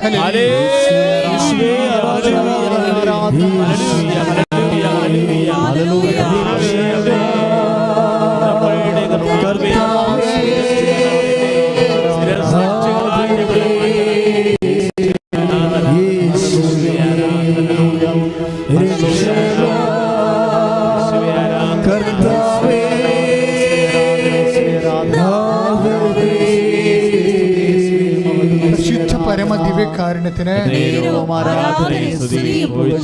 പരിശുദ്ധ പരമ ദിവ്യകാരുണ്യത്തിന്, പരിശുദ്ധ പരമ ദിവ്യകാരുണ്യത്തിന് പ്രാർത്ഥിക്കസ്ഥരായി ജീവിക്കുന്നവരെ, അവരുടെ ജീവിത സാഹചര്യങ്ങളെ സമർപ്പിച്ച് പ്രാർത്ഥിക്കുന്നു. അവരുടെ വസ്തുക്കളെ അടിച്ചു മാറ്റാൻ സമ്മർദ്ദം ചെലുത്തുന്ന പിശാചി ചിന്തകളുള്ളവരെ സമർപ്പിച്ച് പ്രാർത്ഥിക്കുന്നു. ഓരോ കാര്യങ്ങള്, മക്കള്, വീട്, വിവാഹം, വഴി, ജോലി, പല കാര്യങ്ങളും ആഗ്രഹിക്കുന്ന പോലെ കിട്ടാത്തതിന്റെ പേരിൽ നിരാശയും വേദനയും അനുഭവിച്ച് ദൈവത്തിൽ നിന്ന് അകന്നു പോകുന്ന ലോകത്താന്മാരെ സമർപ്പിച്ചുകൊണ്ട് പ്രാർത്ഥിക്കുന്നു. അവരിലേക്ക് അഭിഷേകം ഒഴുക്കണമേ. ദൈവത്തിന്റെ വചനങ്ങള് മനസ്സ്, തിരുമനസ്സ് മനസ്സിലാക്കാൻ അവർക്ക് ബുദ്ധിക്ക് തെളിച്ചം കൊടുക്കണമേ. ഹൃദയത്തിന് അഭിഷേകം നൽകണമേ. ശ്രുതികട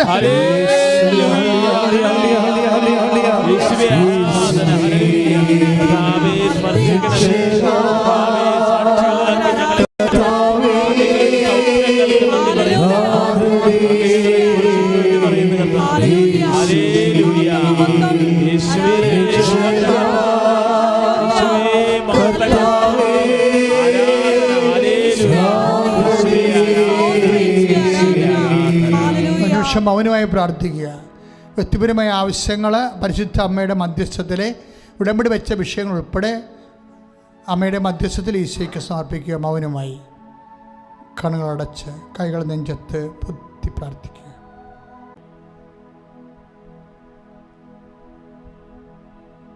സമാപന ആശീർവാദം കൈകൾ കൂപ്പി കണ്ണുകളടച്ച് ശിരസ് നമിച്ച് സ്വീകരിക്കുക.